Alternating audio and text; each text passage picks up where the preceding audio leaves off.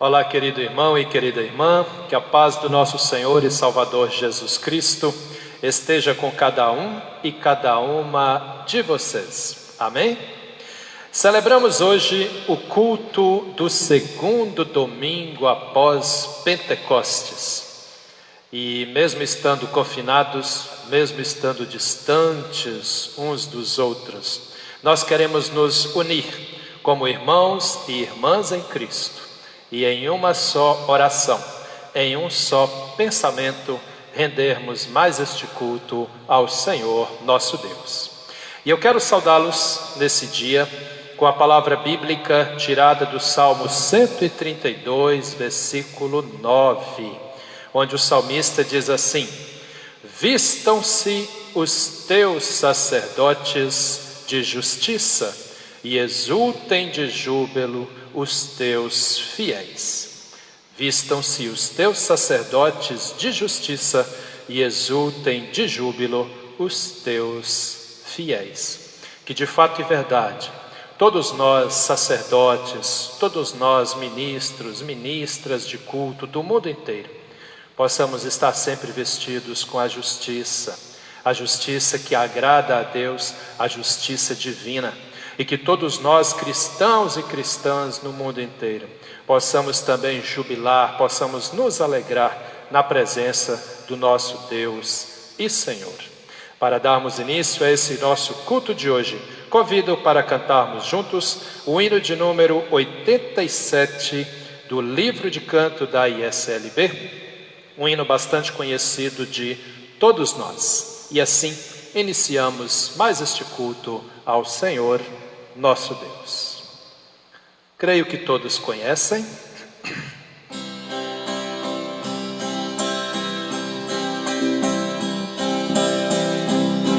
A lei do Senhor é perfeita e restaura a alma. O testemunho do Senhor é fiel e dá sabedoria aos simples. São mais desejáveis do que o ouro depurado, são mais doces do que o mel e o destilar dos favos. Os preceitos do Senhor são retos e alegram o coração. O mandamento do Senhor é puro, ilumina os olhos. São mais desejáveis do que o ouro depurado, são mais doces do que o mel e o destilar dos favos. O temor do Senhor é límpido e permanece para sempre. Os juízos do Senhor são verdadeiros e todos igualmente justos. São mais desejáveis do que o ouro depurado, são mais doces do que o mel e o destilar dos favos. Que as palavras dos meus lábios e o meditar do meu coração sejam agradáveis na tua presença, ó Senhor. Ó Senhor, ó Senhor, ó Senhor.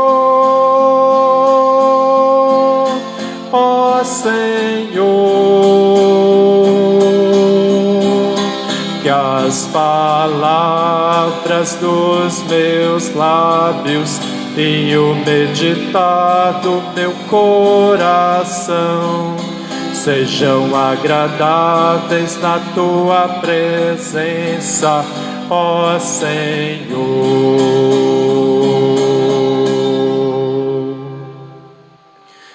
Aqueles que podem em casa, eu convido a ficarmos de pé. Celebramos este culto em nome do Trino Deus, que é Pai, Filho e Espírito Santo. Amém.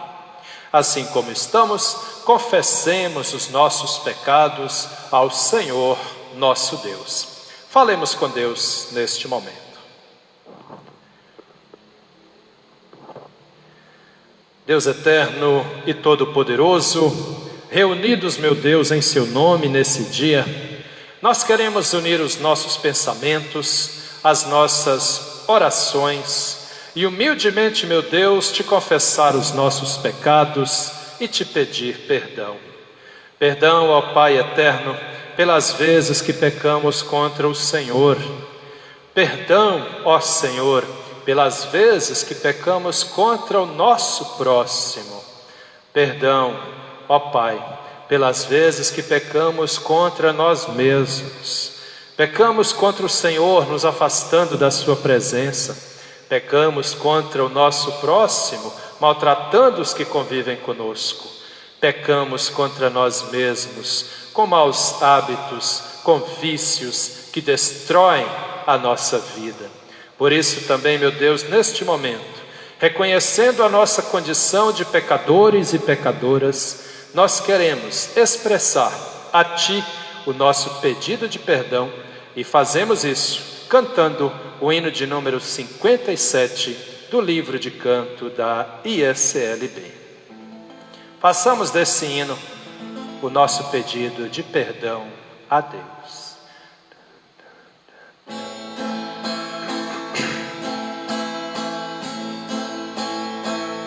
Misericórdia, Senhor, misericórdia, misericórdia,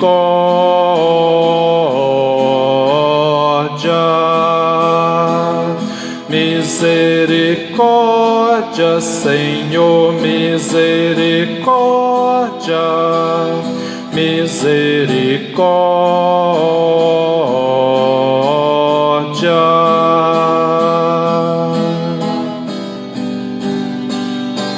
Senhor, escuta o lamento e tem de nós compaixão. Ao povo dá novo alento, a tua graça e perdão.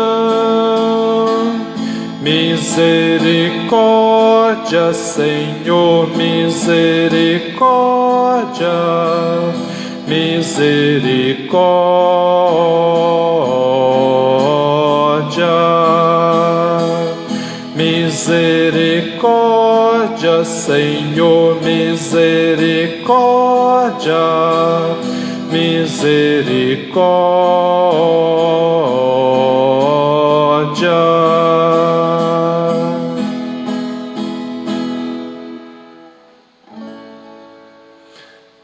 Querido irmão e querida irmã, que conosco celebra este culto, a palavra de Deus nos diz no Salmo 78, versículo 8, que Deus teve misericórdia do seu povo.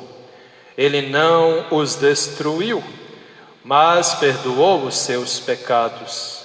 Muitas vezes parou com a sua ira e não se deixou levar pelo seu furor. E é a esse Deus que nesse dia você confessa o seu perdão. É a esse Deus que nesse dia você pede misericórdia. E é com alegria que eu digo, é esse Deus que neste momento te oferece, te dá o perdão dos pecados. Por isso, você que confessou de fato e verdade os seus pecados a Deus, você pode se alegrar, porque Deus te perdoa. E como ministro da palavra de Deus, ordenado por essa igreja, eu tenho a alegria de vos anunciar o perdão dos pecados. Perdão este dado a mim, dado a você, dado a todos nós, pelo Senhor nosso Deus, em nome do nosso Senhor e Salvador Jesus Cristo. Sendo assim, recebamos o perdão em nome de Jesus. E é com alegria que eu declaro que os seus pecados estão perdoados, em nome do Pai, do Filho e do Espírito Santo. Amém.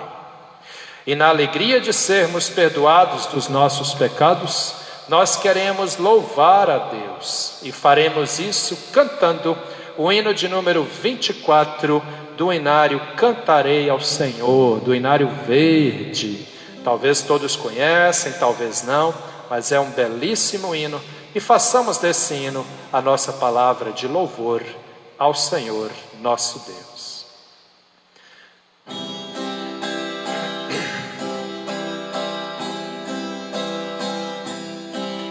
Aqui viemos te adorar, ó Cristo, e proclamar o teu poder.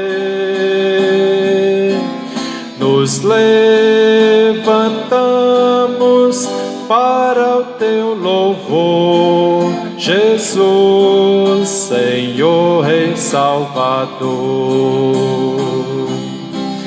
Aqui viemos por amor, ó Cristo, aceita a nossa adoração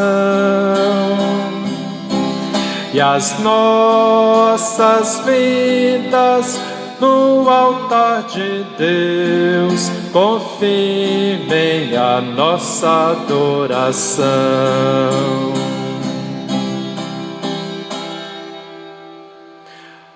Oremos. Deus eterno e todo-poderoso, mesmo estando em nossas casas, durante esse tempo de quarentena, aqui viemos te adorar.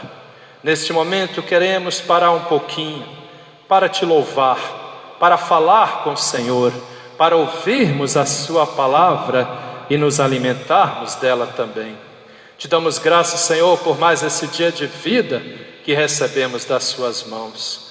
Muito obrigado por toda a sua graça, proteção e bondade para conosco. Assim te pedimos, ó Senhor, abençoe este nosso culto, que de fato e verdade a sua palavra entre em nossas vidas, faça transformações em cada um e em cada uma de nós, e que a paz do nosso Senhor e Salvador Jesus Cristo esteja com todos e todas, hoje e sempre. É o que humildemente e ao mesmo tempo alegremente te pedimos, em nome do nosso Senhor e Salvador Jesus Cristo. Amém, Senhor. Queridos irmãos e irmãs, eu convido neste momento aqueles que puderem a pegarem as suas Bíblias. E a primeira leitura neste nosso culto de hoje é do Salmo de número 100. Convido a abrirem as suas Bíblias no Salmo 100. Texto previsto para a primeira leitura neste segundo domingo após Pentecostes. Salmo 100 traz o título Hino de Louvor. E assim escreve o salmista: Cantem hinos a Deus, o Senhor, todos os moradores da terra. Adorem o Senhor com alegria e venham cantando até a sua presença. Lembrem que o Senhor é Deus, Ele nos fez e nós somos dele. Somos o seu povo, o seu rebanho. Entrem pelos portões do templo com ações de graças. Entrem nos seus pátios com louvor, louvem a Deus e sejam agradecidos a Ele. Pois o Senhor é bom, o seu amor dura para sempre e a sua fidelidade não tem fim. Até aqui, agradecemos ao Senhor nosso Deus por essa palavra que vem nos lembrar que de fato e verdade somos filhos e filhas amados e amadas do Senhor. Aleluia! Aleluia, aleluia, aleluia, aleluia,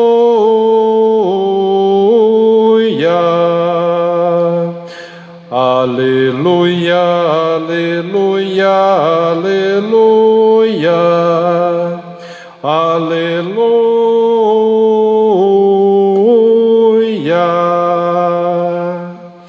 Convido para cantarmos do livro de canto da ISLB, o hino de número 412.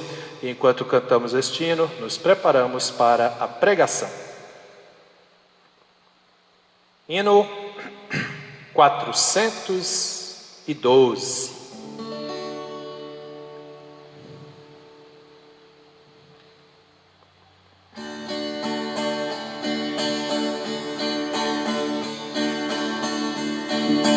Há momentos que as palavras não resolvem, mas o gesto de Jesus demonstra amor por nós. Há momentos que as palavras não resolvem, mas o gesto de Jesus demonstra amor por nós. Foi no Calvário que ele, sem falar, mostrou ao mundo inteiro por quem é o amar. Foi no Calvário que ele, sem falar, mostrou ao mundo inteiro por quem é o amar. Aqui no mundo as desilusões são tantas, mas existe uma esperança, é que ele vai voltar. Aqui no mundo as desilusões são tantas, mas existe uma esperança, é que ele vai voltar. Foi no Calvário que ele, sem falar, mostrou ao mundo inteiro por quem é o amar. Foi no Calvário que ele, sem falar, mostrou ao mundo inteiro por quem é o amar.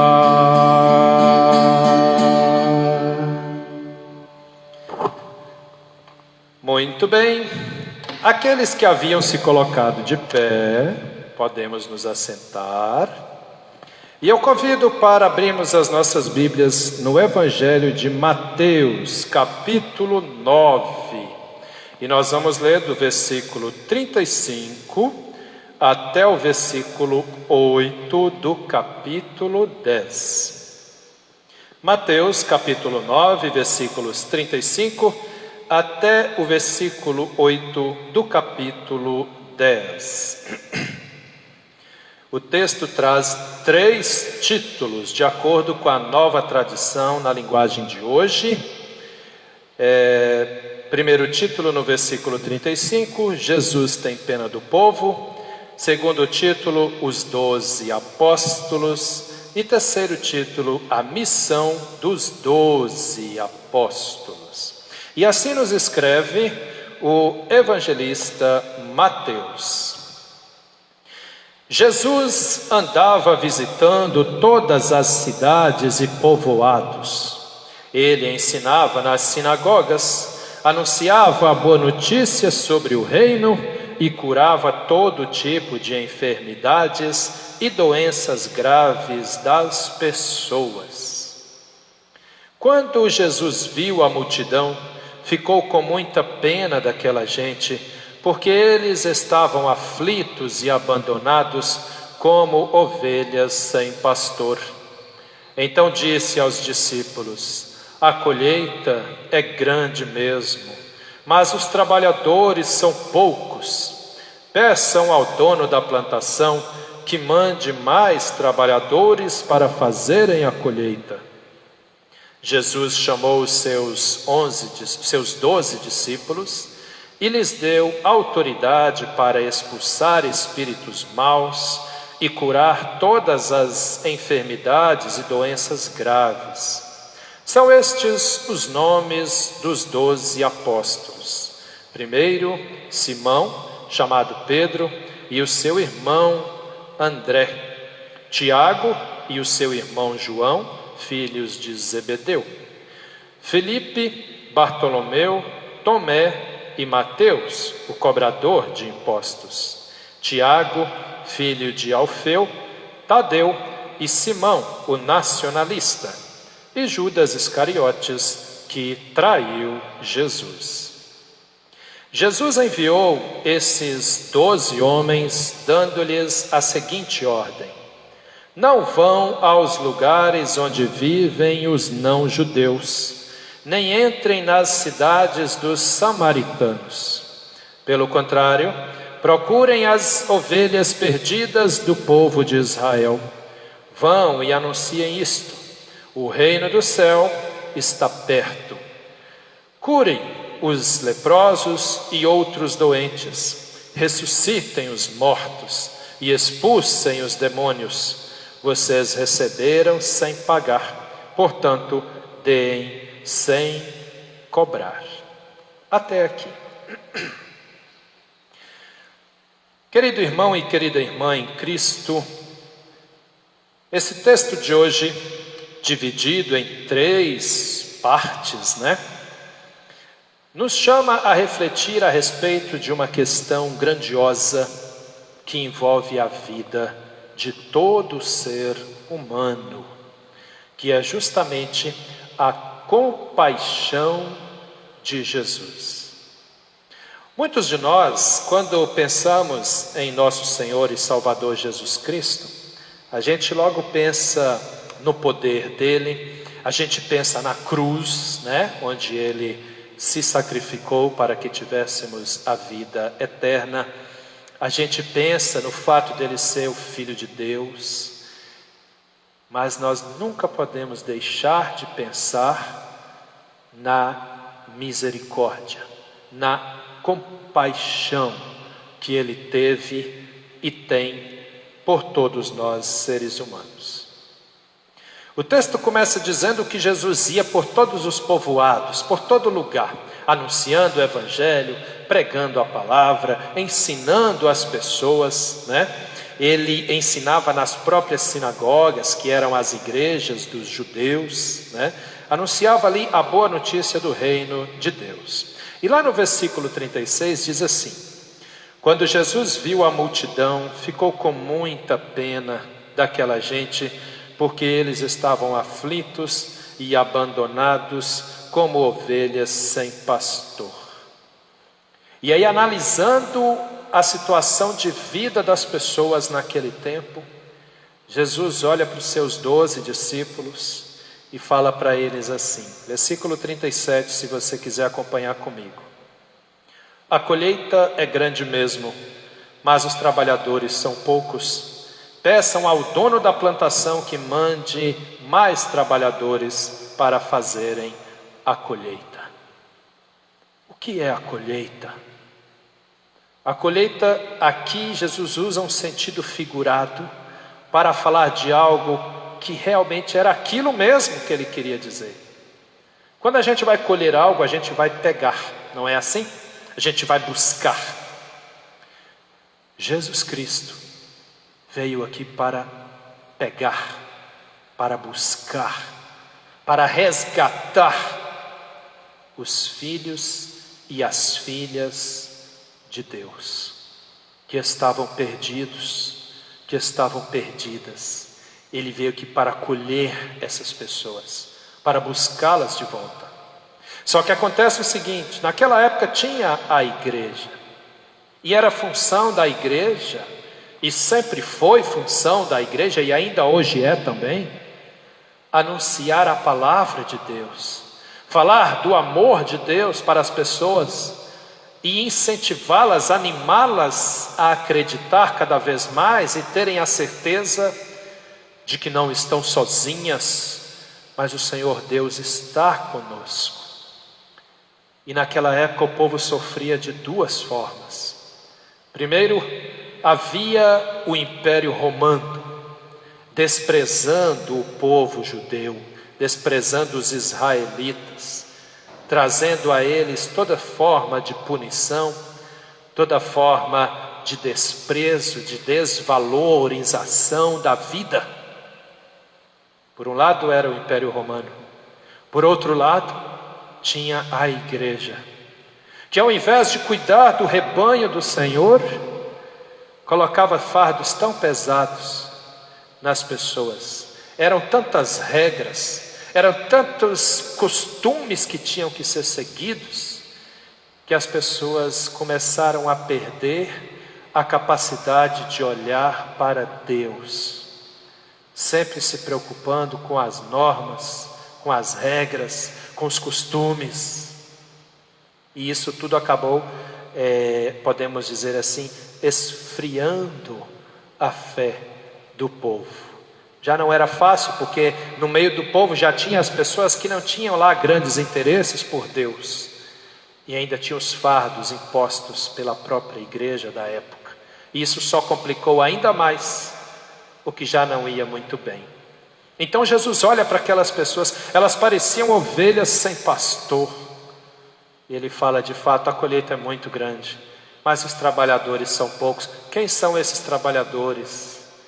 As pessoas que devem anunciar a palavra de Deus, as pessoas que devem anunciar o amor de Deus pelo ser humano, e estes eram poucos e ainda são poucos. É uma situação de grande tristeza, é uma situação muito difícil. E ele orienta os discípulos, a orarem a Deus pedindo: mande mais trabalhadores para a colheita, mande mais anunciadores da palavra de Deus, para que o povo seja orientado. E o texto continua lá no versículo 1 do capítulo 10, onde diz assim: Jesus chamou os seus 12 discípulos e lhes deu autoridade. Jesus deu a eles poder naquele momento. Poder para quê? Para expulsar espíritos maus e curar todas as enfermidades e doenças graves. A partir daquele momento, os discípulos deixam de ser discípulos e passam a ser apóstolos. E aí você vai perguntar: mas pastor Gil, qual é a diferença? Discípulo é aprendiz, apóstolo é enviado.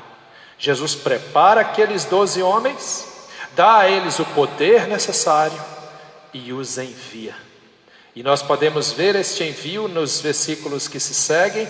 Primeiro temos os nomes de cada um deles, Versículo 2, são esses os nomes dos 12 apóstolos. Primeiro, Simão, chamado Pedro, e o seu irmão André, Tiago e o seu irmão João, filhos de Zebedeu, Filipe, Bartolomeu, Tomé e Mateus, o cobrador de impostos, publicano, Tiago, filho de Alfeu, Tadeu e Simão, o nacionalista, e Judas Iscariotes, que traiu Jesus. Esses 12 homens, Jesus prepara, dá a eles poder e manda eles para a missão. A primeira missão que os discípulos recebem, agora como apóstolos. E vamos entender um pouquinho tudo isso aqui. Versículo 5, você pode acompanhar comigo. Jesus enviou esses 12 homens, dando-lhes a seguinte ordem: não vão aos lugares onde vivem os não-judeus, nem entrem nas cidades dos samaritanos. E aqui a gente precisa fazer uma pausa para entendermos um pouquinho.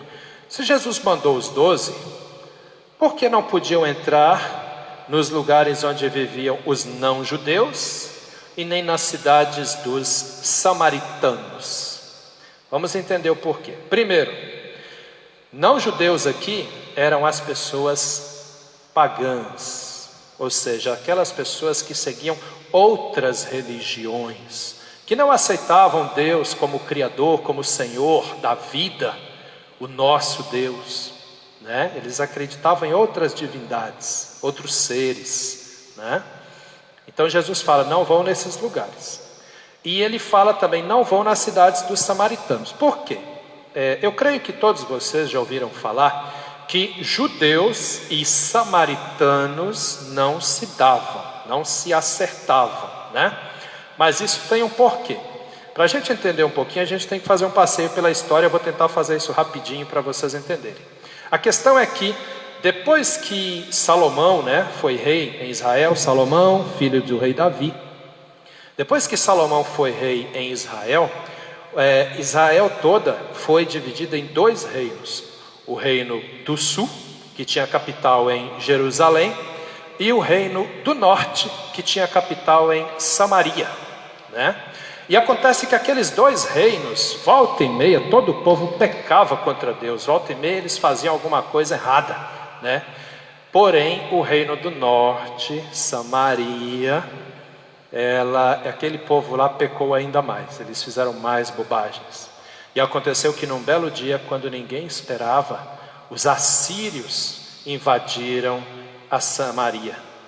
E até ali a coisa ainda estava meio que em paz, apesar que de vez em quando tinha lá umas rusgas entre judeus e samaritanos, mas era coisa pouca, não era nada demais não. Mas a partir do momento que a Assíria invade Samaria, o que aconteceu? Os assírios mandaram muitos samaritanos para servir como escravos, né, na Assíria, mas também trouxe homens e mulheres estrangeiros e colocaram dentro de Samaria. E aí o que aconteceu? Os homens judeus começaram a se relacionar com as mulheres estrangeiras, assírias. E as mulheres judias começaram, né, samaritanos ali no caso, os samaritanos começaram a se engraçar com as mulheres estrangeiras, e as samaritanas começaram a se engraçar com os homens estrangeiros. E não ficou só por aí, mas só isso aí já foi o estupim da bomba, porque a partir desse momento os judeus já começaram a olhar atravessado para os samaritanos. Mas como se não bastasse, ainda teve mais. O problema é que os estrangeiros trouxeram para Samaria também os costumes religiosos deles. E os homens samaritanos e mulheres samaritanas aderiram a religiões pagãs, seguidas por esses estrangeiros. E então isso foi o fim da conversa, e a partir dali, judeus não aceitavam mais samaritanos, samaritanos não aceitavam mais judeus.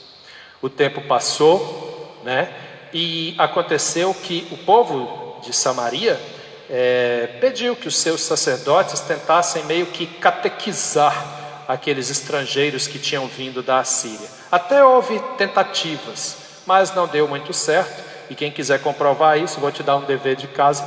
Você pode olhar lá no 2º livro dos Reis, capítulo 17, os versículos 24 a 41, vai falar dessa tentativa de que os estrangeiros vindos da Assíria, né, seguissem a fé no Deus eterno. Mas a gente sabe isso não deu muito certo, e até no tempo de Jesus, samaritanos e judeus ainda não se falavam, não se davam, né? Mas vamos entender um pouquinho aqui. Quando Jesus fala para os discípulos, né, os apóstolos, não irem nem na terra dos pagãos, nem na Samaria, não é que ele não queria que o evangelho chegasse ali. Ele queria, tanto é que hoje nós sabemos que o Evangelho chegou em todo lugar. Ele morreu por todo mundo, né? Por toda a humanidade. Mas ele não queria que naquele momento ali os discípulos já fossem. Por quê? Porque senão os discípulos corriam risco de morte. Eles podiam ser mortos pelos pagãos que não acreditavam no Deus eterno, ou eles podiam ser até espancados pelos samaritanos. Então Jesus disse: ainda não é o momento, não entre nesses lugares, vão primeiro às ovelhas perdidas de Israel. E que ovelhas perdidas são essas? As pessoas que mesmo dentro da igreja, mesmo dentro das sinagogas, ainda não acreditavam em Deus da forma que deveria. Tinham uma fé, a gente pode chamar assim, vacilante, uma fé errada.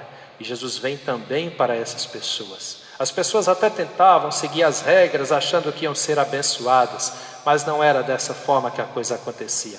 Você precisa amar a Deus de fato, você precisa amar Jesus Cristo de fato, você precisa confiar de fato. Por isso que Jesus vem a esse mundo, por isso que ele vem ao encontro das ovelhas perdidas de Israel, depois ele vai ao encontro dos samaritanos, temos o diálogo dele com a mulher samaritana lá, tranquilo, né? E por isso que ele vem a toda a humanidade. Ele teve e tem compaixão de nós, e cada um e cada uma de nós é alcançado por essa graça de Jesus, por esse amor de Jesus. E onde nós somos alcançados por esse amor dele? Na cruz, no sacrifício que ele fez, para que todos nós tivéssemos o maior presente que podemos receber, que é a vida eterna. Vivemos nesse tempo de quarentena, está difícil, está complicado, não sabemos como vai ser o amanhã, mas uma coisa sabemos: não estamos sozinhos. Jesus Cristo está conosco, Ele tem compaixão de nós, Ele tem amor por cada um e cada uma de nós, por mim, por você. Portanto, querido irmão, querida irmã, creia, continue confiando, levante sua cabeça, não se deixe abalar pelos problemas, não se deixe abalar pelas tristezas. Você não precisa ser como o povo de Israel, que vivia como se fossem ovelhas sem pastor. Você é uma ovelha valiosíssima, e o seu pastor é justamente o Senhor e Rei do universo. Portanto, caminhemos firmes, confiantes, felizes, pois, como dizia Lutero, Jesus conosco está. O seu reino é a nossa herança. Confie nisso, meu querido, confie nessa palavra, minha querida, pois Deus é contigo, te amando, te abençoando e te cuidando em qualquer tempo de sua vida. Amém? Que Deus nos abençoe hoje e sempre, e que a luz do Espírito Santo nos ilumine e nos guie a cada novo dia de nossas vidas, em nome de Jesus. Amém. Convido aqueles que puderem a ficarmos de pé para confessarmos a nossa fé e assim também declararmos de fato e verdade em quem nós cremos. Deus eterno e todo-poderoso, obrigado por essa palavra que nos orienta, que nos mostra o caminho. Entregamos, meu Deus, as nossas vidas ao Senhor, porque confiamos em Ti. E justamente neste momento nós queremos confessar ao Senhor a nossa fé. E fazemos isso nas palavras do credo apostólico, quando dizemos: creio em Deus Pai Todo-Poderoso, Criador do céu e da terra, e em Jesus Cristo, seu Filho unigênito, nosso Senhor, o qual foi concebido pelo Espírito Santo, nasceu da Virgem Maria, padeceu sob o poder de Pôncio Pilatos, foi crucificado, morto e sepultado, desceu ao mundo dos mortos, ressuscitou no terceiro dia, subiu aos céus e está sentado à direita de Deus Pai Todo-Poderoso, de onde virá para julgar os vivos e os mortos. Creio no Espírito Santo, na Santa Igreja Cristã, a comunhão dos santos, na remissão dos pecados, na ressurreição do corpo e na vida eterna. Amém. Aqueles que se colocaram de pé, podemos nos assentar. Eu tenho recadinhos a passar, só lembrando, estamos firmes na nossa corrente de oração, estamos intercedendo, estamos pedindo a Deus por nossos irmãos e irmãs enfermos e enfermas.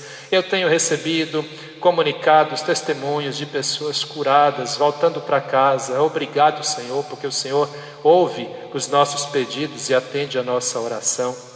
Por isso, vamos ficar firmes em nossa vida de fé, em nossa intercessão. Aproveito também esse momento para agradecer a cada um e cada uma de vocês que tem ajudado a nossa paróquia, a Paróquia Apóstolo Paulo, com suas doações, com suas ofertas. Muito, muito obrigado. O Senhor nosso Deus é com vocês. Eu creio que Ele continuará abençoando cada um e cada uma de vocês. E Ele não vai deixar faltar o sustento, o alimento, o amparo, porque quando nós nos dedicamos ao Senhor, Ele também se volta totalmente para cada um e cada uma de nós. Por isso, em nome da Paróquia Evangélica de Confissão Luterana Apóstolo Paulo, da cidade de Jaraguá do Sul, eu agradeço. Muito, muito obrigado, querido irmão, querida irmã, por seu carinho, por sua oferta, por sua doação. Amém? Que o Senhor te abençoe e te guarde hoje e sempre, em nome do nosso Senhor e Salvador Jesus Cristo. Amém. Estamos chegando ao final do nosso culto e é momento de oração. Por isso vou pedir de novo, aqueles que se sentaram, que puderem, fiquemos de pé e falemos com o Senhor nosso Deus. Deus eterno e todo-poderoso, te damos graças, Senhor, por podermos tirar um tempinho e celebrarmos mais este culto ao Senhor. Te agradecemos por toda a sua graça, por toda a sua proteção e por toda a sua bondade para conosco.